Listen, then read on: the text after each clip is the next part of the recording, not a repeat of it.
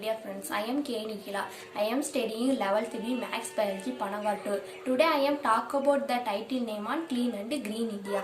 Cleanliness is very important whether it is our home, workplace or public place. It is one of the very basic needs of a civilized lifestyle. Mahatma Gandhi, the father of our nation, gave the mantra.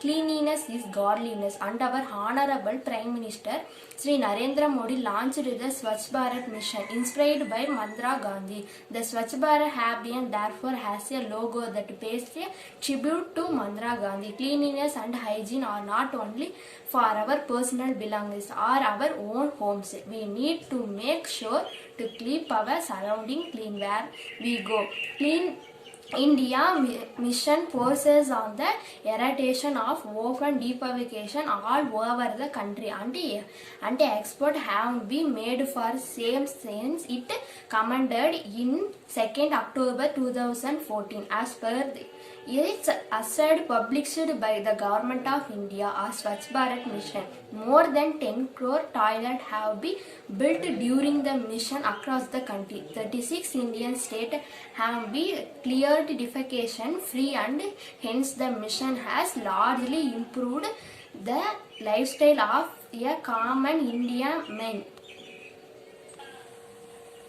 Mahatma Gandhi had a dream of a cleaner and healthier India, and he embraced it time and again during this time. Swachh Bharat Habian is a step toward fulfilling of this beautiful dream of the yogurt of our nation. Sri Narendra Modi himself initiated the cleanliness drive at the beginning of Swachh Bharat Habian to spread awareness about the mission, and it improved speaking of the broom to clean the dirt, making Swachh Bharat Habian a mass movement across the nation.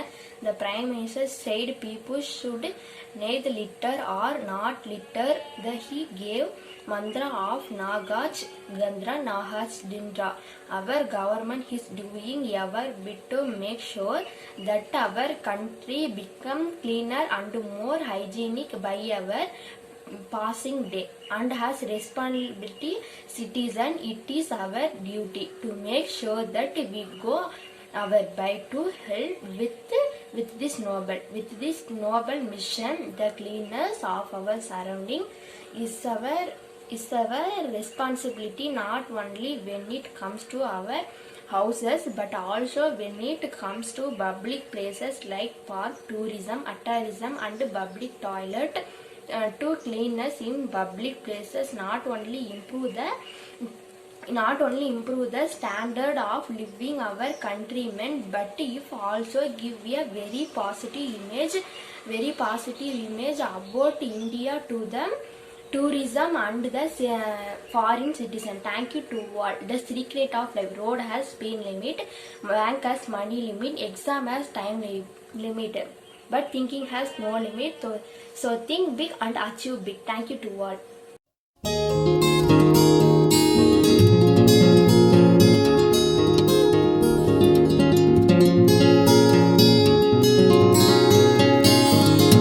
அனைவருக்கும் வணக்கம். என் பெயர் C. சாலை ஆதிஷா. நான் கிளேஸ்புரூக் matric மேல்நிலைப் பள்ளியில் 11ஆம் வகுப்பு பயின்று வருகிறேன். நான் இன்று பேச வந்துள்ள தலைப்பு தூய்மை மற்றும் பசுமை இந்தியா. தூய்மை இந்தியா, பசுமை இந்தியா என்ற தலைப்பே அதன் அர்த்தத்தை விவரிக்கின்றன. வீடு, வேலை செய்யும் இடம் அல்லது பொது இடமாக இருந்தாலும் தூய்மை மிக அவசியம். கூழானாலும் குளித்து குடி, கந்தையானாலும் கசக்கி கட்டு என்று நம் முன்னோர்கள் தூய்மை நமது வாழ்க்கை முறையில் அடிப்படையான ஒன்று என்பதை வலியுறுத்தி வந்தனர். தூய்மை மற்றும் சுகாதாரம் என்பதை நமது சொந்த வீடுகளுக்கான, நமது தனிப்பட்ட உடைமைகளுக்கு மட்டுமல்லாமல் நாம் எங்கு சென்றாலும் நமது சுற்றுப்புறங்களை சுத்தமாக வைத்திருப்பதை உறுதி செய்ய வேண்டும். நாம் கடந்து செல்லும் ஒவ்வொரு நாளிலும் நம் நாடு தூய்மையாகவும் சுகாதாரமாகவும் மாறுகிறது என்ற நிலை மலர பொறுப்புள்ள குடிமக்களாகிய நாம் நம்மை இந்த உன்னத பணியில் அர்ப்பணித்து செயல்படுவது நமது கடமையாகும். அவரவர் வீடுகளில் மட்டுமின்றி பூங்காக்கள், சுற்றுலா தலங்கள், பொது இடங்கள், சாலைகள், பொது போக்குவரத்து என எல்லா இடங்களிலும் நமது சுற்றுப்புற தூய்மைக்கு நாம் தான் பொறுப்பாளர்கள் என்ற எண்ணம் வர வேண்டும். மாணவ கண்மணிகளாகிய நாம் நம் வீடுகளில் ஆரம்பித்து பள்ளி வளாகத்தை சுத்தம் செய்வதிலும் பராமரிப்பதிலும் இருந்து நம் சமுதாயத்தை சுத்தமாக வைத்திருப்பதற்கான ஒரு சிறிய படி துவங்குகின்றன. மகாத்மா காந்தி அவர்களின் பிறந்த நாளில் நமது பாரத பிரதமர் ஆரம்பித்த விருது பெற்ற திட்டங்களில் ஒன்றானது ஸ்வச் பாரத் அபியான். இந்த திட்டத்தின் பின்னணியில் உள்ள உந்துதல் நோக்கம் இந்தியாவின் ஒவ்வொரு பிராந்தியத்தையும், கிராமப்புறமோ அல்லது நகர்ப்புறமோ, நாடு முழுவதும் உள்ள வீடுகள், வீதிகள், சாலைகள், தெருக்கள் என எல்லா அலுவலகங்கள் அல்லது பொது உள்கட்டமைப்பு என அனைத்து பொது மற்றும் தனியார் இடங்களில் தூய்மை மற்றும் சுகாதாரத்தை பராமரிக்கும் பழக்கத்தை ஊக்குவிப்பதாகும். காந்தியடிகள் துடப்பம் மற்றும் வாளியை உங்கள் கைகளில் எடுத்துக்கொள்ளாத வரை உங்கள் நகரத்தை சுத்தமாக்க முடியாது என்றார்.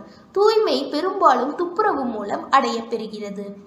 சுத்தமான சாலை, சுற்றி இயற்கை காட்சிகள், சுவாசிப்பதற்கு இலைகள் மற்றும் பூக்களின் நறுமணத்தை கொண்ட தூய்மையான காற்று என அனைத்தையும் பெற விரும்புகிறோம்.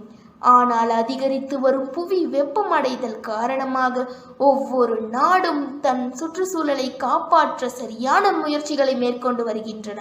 நமது அரசோ பொதுமக்களிடம் அதிக மரக்கன்றுகளை நட்டு குறைந்த கழிவுகளை உருவாக்கும்படி வலியுறுத்தி வருகிறது.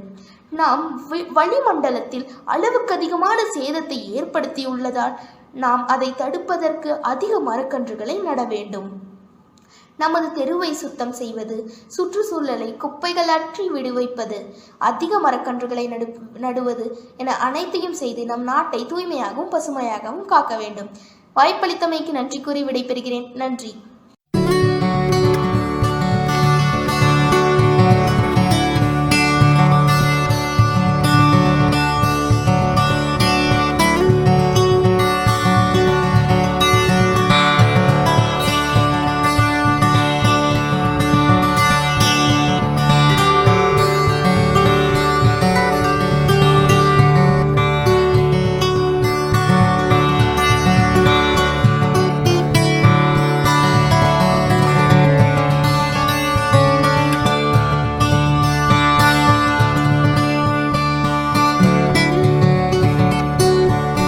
Greetings to everybody. I am Keshava Naika of class 10 studying in Glazebrook Matriculation Higher Secondary School, Salem. In this video, I am going to give a short speech about Self-Reliant India. What is Self-Reliant India? The term was first coined by our Prime Minister Mr. Narendra Modi during his address to the nation on 12th May 2020. He called this campaign as Atmanirbhar Bharat Abhiyan. We import a lot of things from abroad such as mineral fuels, electrical machinery, precious metals, computers, organic chemicals, fats, plastics, medical apparatus, iron, steel and many such things. A self-reliant India can provide more employment opportunities, reduce poverty, make India's economy better and develop India overall. India mainly imports from countries like China, United Arab Emirates, Switzerland, United States and Iraq. While we have been able to reduce the import in the recent years, we still heavily depend on imported goods. Wherever possible, we should try to manufacture things by ourselves.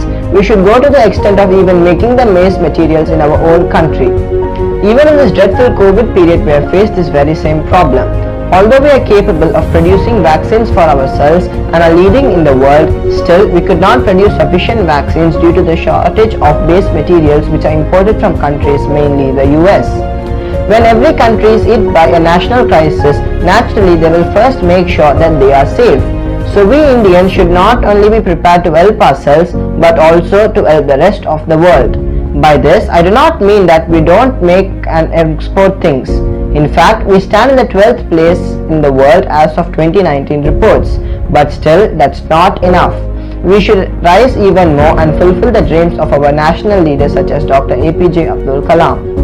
From a continental perspective, 62% of India's total imports by value in 2020 were purchased from fellow Asian countries. European trade partners supplied 15.9% of imports purchased by India, while 8.8% which originated from North America, with another 7.5% coming from exporters in Africa. What are the aims of Self-Reliant India? Self-Reliant India concentrates mainly in these branches as follows. Let's have a look. To build an economy that doesn't bring incremental change but brings quantum jumps. To create an infrastructure that will become the identity of modern India. To create a system that will be able to fulfill our 21st century dreams as well as be driven by technology. To make a vibrant democracy. To create a demand supply chain to provide more employment opportunities and to strengthen the Indian economy. As self-reliant India, I don't mean to say that we should turn the country inwards towards itself into an isolationist nation, but to embrace and grow with the world as a self-reliant India with more to offer and a stronger nation.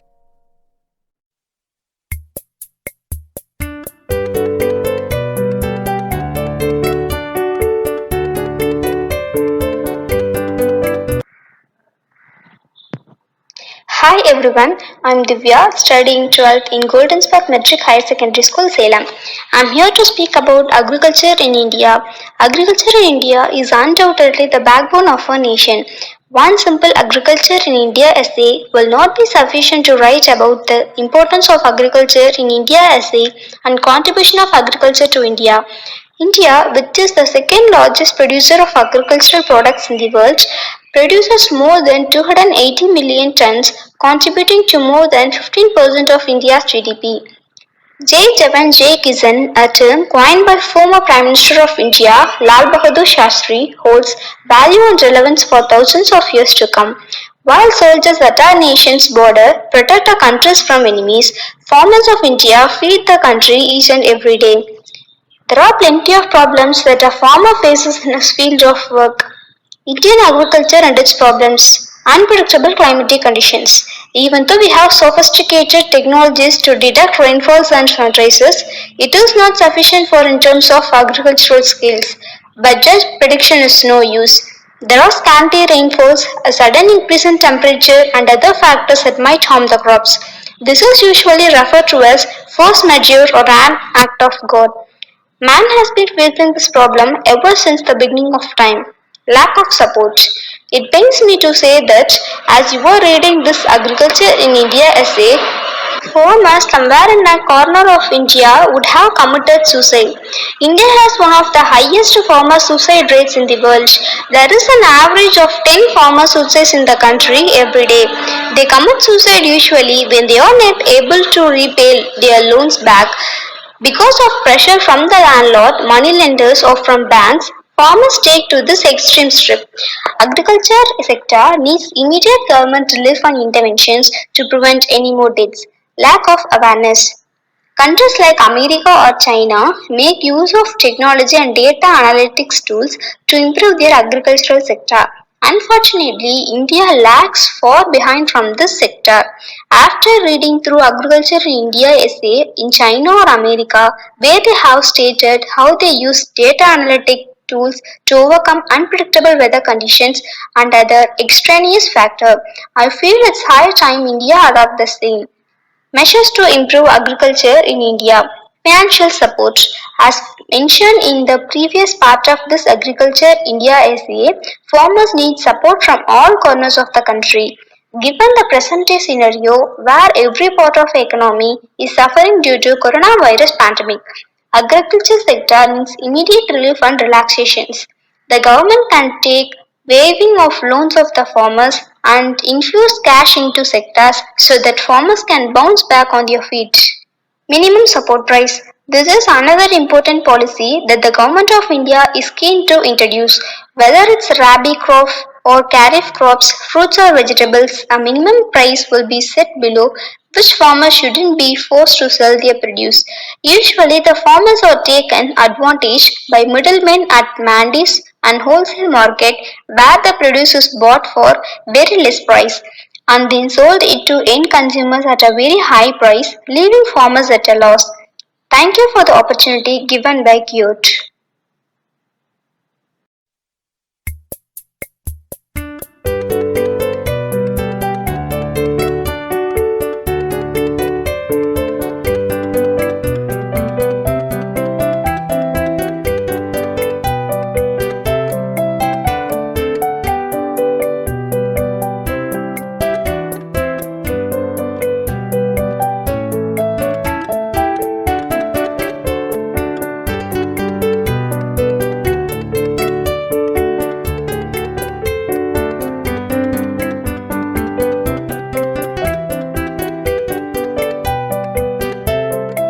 Hello everyone, I am R. Arvind of class 12th standard. I would like to speak on the topic self-reliant India. First of all, what is the meaning of self-reliant India? It means that we do not have to depend on others. Our Honorable Prime Minister Narendra Modi, when addressed the nation for the fifth time, he exhorted people to work in order to make India self-reliant, making India.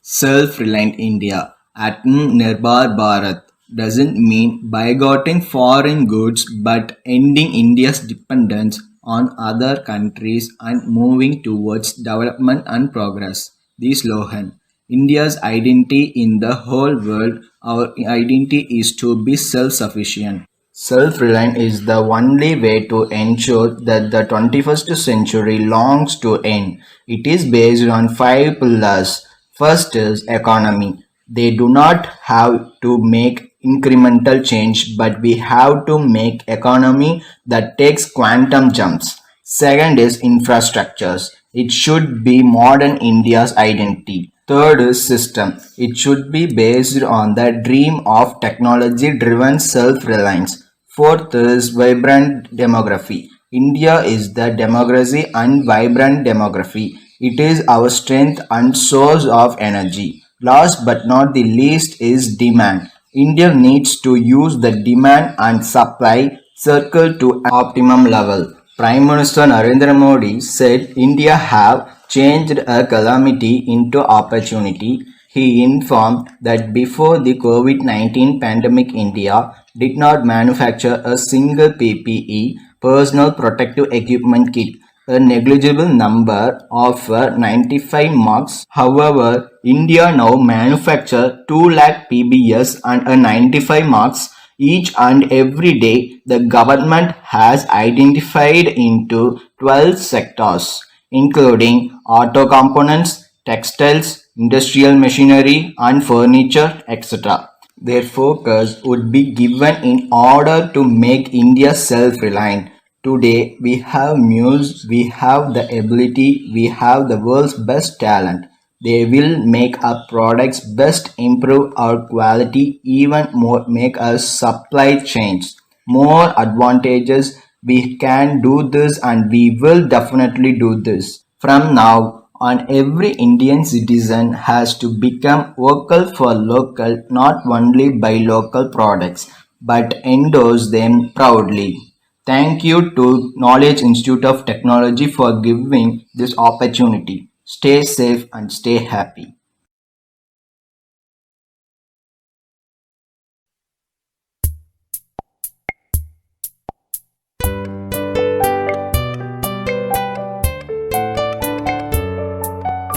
All, I am Madan. I am studying in 12th standard in Government Boys Higher Secondary School, Elambile. My topic is Clean and Green India. The combination of clean and green makes the perfect and developing moments of India. Na gandagi karenge, na karne dege. It means we will keep the surrounding clean and will not allow the to make dirty. The Green and Clean India will reduce pollution and also remove global warming. Here's simple step 2. Keep clean and green India. Step 1. Reduce recycle waste. Step 2. Proper disposal of respective wastage. Step 3. Save water, save life. Step 4. Use biodegradable products and switch to renewable energy resource. Step 5. Reduce deforestation. Step 6. Respect nation, respect human, respect nature. Jai.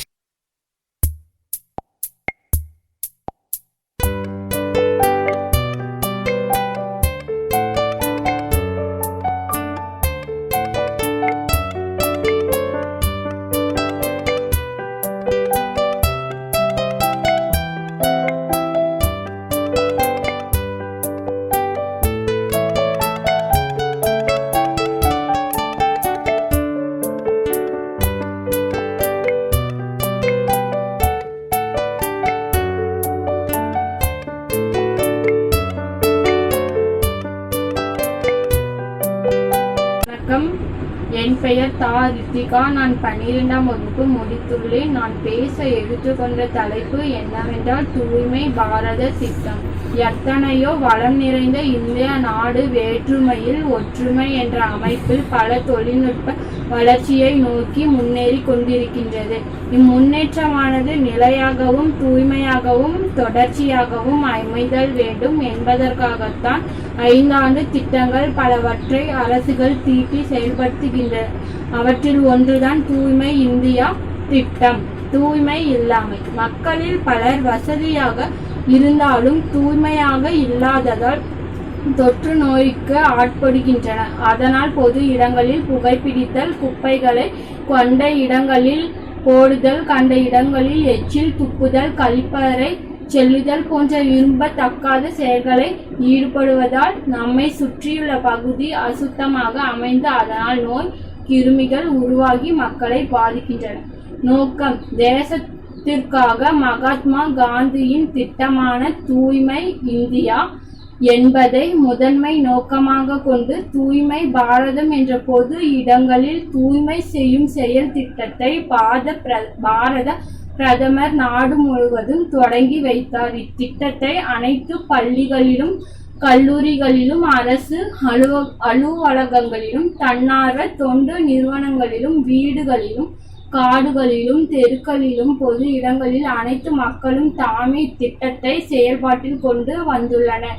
அதன் விரிவாக்கமாக கிராமப்புற வீடுகளில் கழிவறை, கிராமத்தின் பொது கழிவறை, நுகர்வோர் கழிப்பறைகள், பள்ளி கல்லூரிகள் கழிப்பறைகள், பெண்களுக்கான தூய்மை பிரச்சாரங்கள் மேற்கொள்ள வேண்டிய கடமை ஆகும். நாம் செய்ய வேண்டிய கடமைகள். நாம் வசிக்கும் கிராமப்புற சூழ்நிலைகளில் சுத்தமாக வாழ வழிவகுக்க வேண்டும். விலங்குகளை துன்புறுத்தாமல், அதை இறைச்சிக்காக பயன்படுத்தாமல் இருக்க அனைவரும் முன்வர வேண்டும். காடுகளில் மரத்தையும் விலங்குகளையும் அழிக்காமல் பாதுகாக்க வேண்டும்.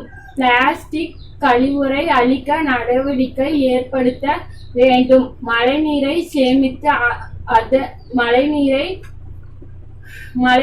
சேமித்து நிலத்தடி